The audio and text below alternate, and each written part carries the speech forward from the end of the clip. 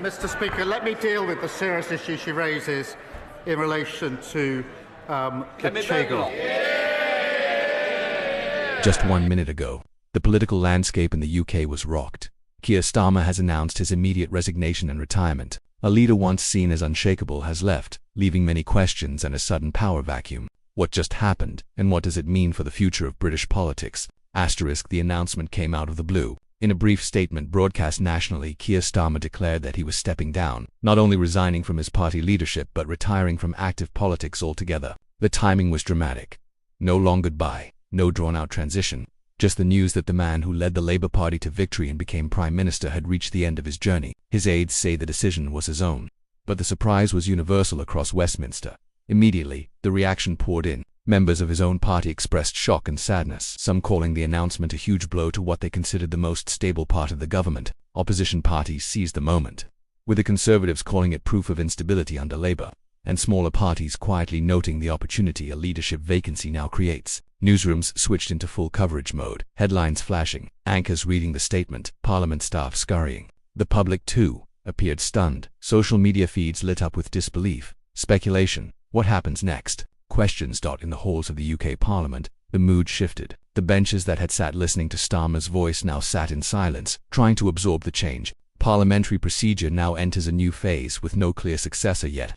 The Labour Party finds itself in an uneasy limbo. The inertia is palpable. At the same time, newspapers and broadcasters began digging into what led to the decision. Was it personal, political, or a mix of both? One immediate question: when will the leadership contest begin? By convention, the resignation of a party leader triggers a formal process, nominations, maybe ballots, debates, all under the glare of political cameras. For the Labour Party, this means strategy meetings, whisperings of preferred candidates, each faction mobilizing. Meanwhile, the country watches the Prime Minister's office. The cabinet, even the civil service, must brace themselves for a transition. Another question: how stable is the government during this transition? The resignation of a key figure always introduces uncertainty on policy, on direction, on public confidence. Investors and commentators will be watching. For ordinary citizens, the question may be more immediate: how will this affect housing policy, healthcare, immigration, cost of living? For many, a resignation at this level is not just a headline, it could signal change in the rules that affect daily life. In this moment, every actor in UK politics is recalculating. What does this mean for me, my career, and my party? What does it mean for the country? For the Labour Party, there is relief in closing a chapter, but also trepidation about the next one. For the opposition, there is hope, but also awareness that a new leader might shift the game. And for voters, there is a flicker of possibility. Change coming, but from where and to what end? This is the shockwave. A leader gone, an agenda left hanging, a country watching. In the next sections, we'll explore the background of Starmer's rise, the pressures he faced, the deep meaning of his departure, and what lies ahead.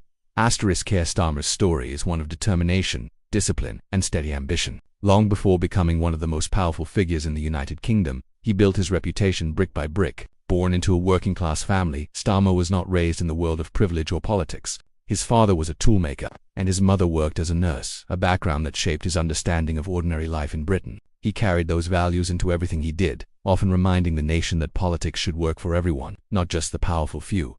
Before stepping into the political arena, Starmer made his name in law. As a human rights lawyer, he was known for being meticulous and relentless, someone who could take on difficult cases and win through patience and preparation. His appointment as Director of Public Prosecutions in 2008 marked a turning point. It was here that he learned to balance principle with pragmatism, leading some of the nation's most sensitive criminal prosecutions. Those years earned him both respect and criticism. He was firm, sometimes even cold, but always focused.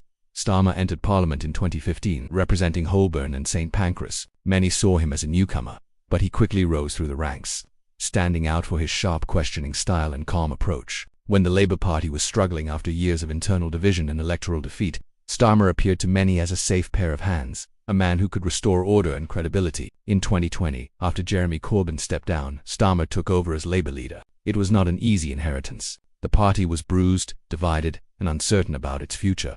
As leader, Starmer promised to rebuild trust, both within his party and with the public. He positioned himself as practical rather than ideological, serious rather than flashy. His leadership style often drew comparisons to past figures like Tony Blair, though Starmer preferred to present himself as his own man, focused, stable, and unafraid to make tough choices. Over the years, he reshaped Labour's image from one of protest to one of governance. Critics said he lacked passion. Supporters said he brought discipline.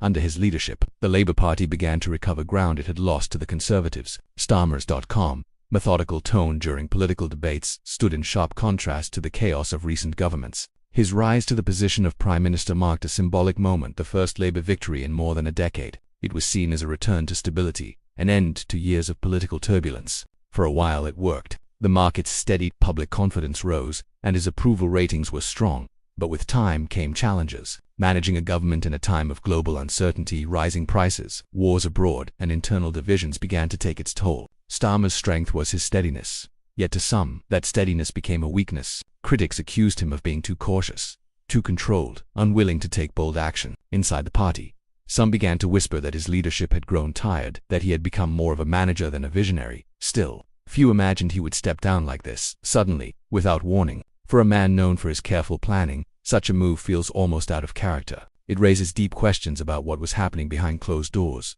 Was this a personal decision, or the result of mounting internal pressure? Was it health, fatigue, politics, or something else entirely? Starmer's departure leaves behind a complicated legacy. He will be remembered as the man who brought Labour back to power, who steadied a divided party, and who gave the UK a period of calm governance after years of turmoil. But he will also be remembered for the quietness of his end, a resignation that arrived without fanfare, yet shook the nation. When a leader like Keir Starmer steps down without warning, it's rarely due to a single reason. Behind the official statement, words like personal decision and time to move on, there's almost always a deeper story. Political insiders, journalists, and party members have already begun piecing together the puzzle of what truly led to this dramatic exit. What they're uncovering suggests a combination of exhaustion, internal conflict, and growing public pressure that finally reached a breaking point. For months, there had been whispers within the Labour Party that all was not well behind the scenes. While Starmer had publicly maintained a composed image, sources close to the leadership describe increasing tension in cabinet meetings, disagreements over economic policy, foreign affairs, and the party's stance on domestic spending reportedly created friction between Starmer and several senior ministers. Some believed he was being too cautious in tackling issues like housing reform and climate targets, while others accused him of pushing policies that risked alienating the party's traditional working-class base. Even more telling were reports of fatigue. Those close to Starmer say he had been showing signs of strain for months, long hours, fewer public appearances, and a growing sense of isolation. The role of Prime Minister is one of the most demanding jobs in the world, and for someone who prizes precision and control, it can become overwhelming. Unlike some past leaders who thrived on public drama, Starmer was known to internalize pressure. Friends describe him as a man who carried the weight of the job quietly, rarely complaining but visibly aging under its demands. There were also rumors of health concerns, though none have been confirmed. A few close allies hinted that Starmer had been advised to take a break or reduce his workload, advice that he initially ignored. When someone driven by duty and discipline finally accepts that it's time to step back, it often means the situation has become impossible to ignore. If that's the case, this resignation may be as much about self-preservation as it is about politics. Politically, the last few months have been difficult. The government faced growing backlash over slow progress in key areas, especially inflation, healthcare waiting times, and housing shortages. Starmer's cautious approach, once seen as a strength, began to look like hesitation. Critics accused him of moving too slowly while the country demanded faster action.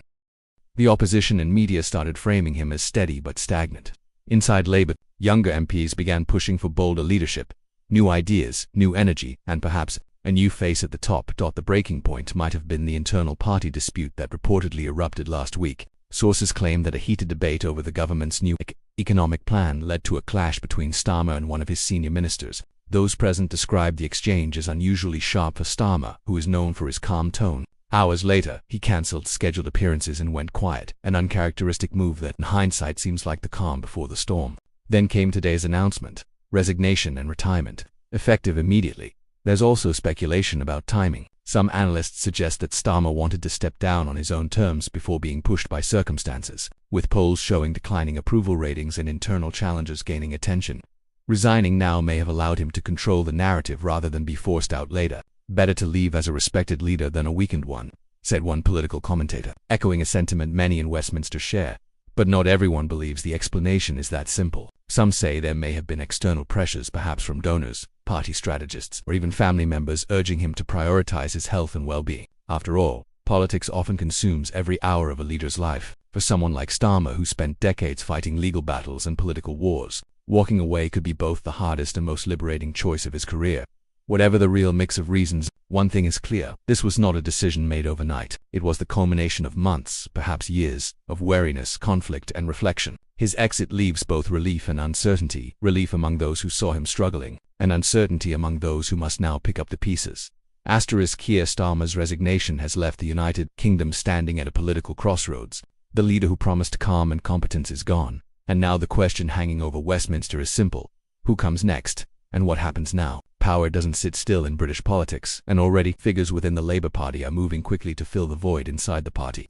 The leadership race is expected to begin almost immediately. Senior ministers and rising stars are weighing their options, calling allies, and testing the mood among MPs. Names like Rachel Reeves, Wes Streeting, Angela Rayner, and Yvette Cooper are already circulating through the corridors of Parliament and the media. Each represents a different vision of Labour's future: Reeves, the steady economist; Streeting, the Rayner, the fighter for working-class values; Cooper, the seasoned hand. The coming weeks will decide not just who leads the party, but what direction it takes next. The process, however, could get messy. Labour has always been a broad church, balancing its left-wing roots with its newer centrist identity. With Starmer gone, those ideological tensions could resurface. Some MPs want a leader who continues Starmer's pragmatic approach, focusing on stability and cautious reform. Others argue that it's time to return to the party's traditional base and push for more radical change on wages, housing, and climate. The leadership election may expose old wounds, testing whether the unity Starmer built can survive without him. For the government itself, the implications are massive. If Starmer's resignation includes stepping down as Prime Minister,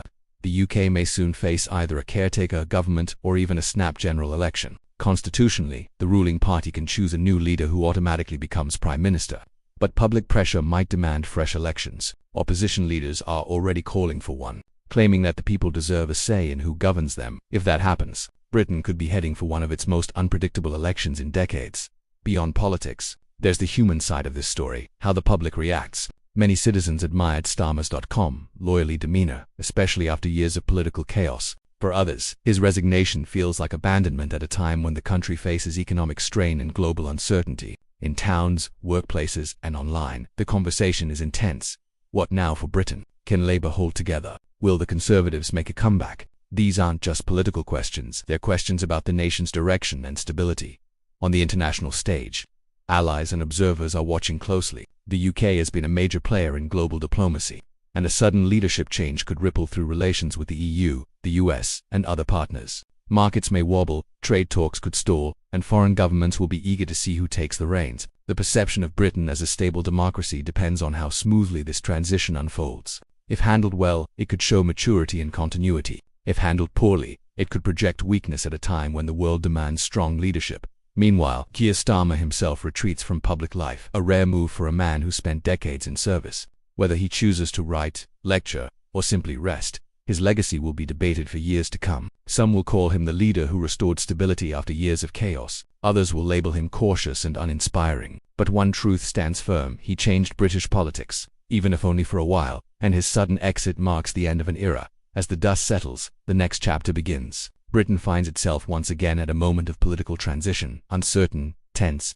and full of possibility. A new leader will rise, policies will shift, alliances will form and break. But one thing is certain: tonight marks a turning point. The resignation of Keir Starmer isn't just the end of a political career, it's the spark that will shape the future of the United Kingdom for years to come.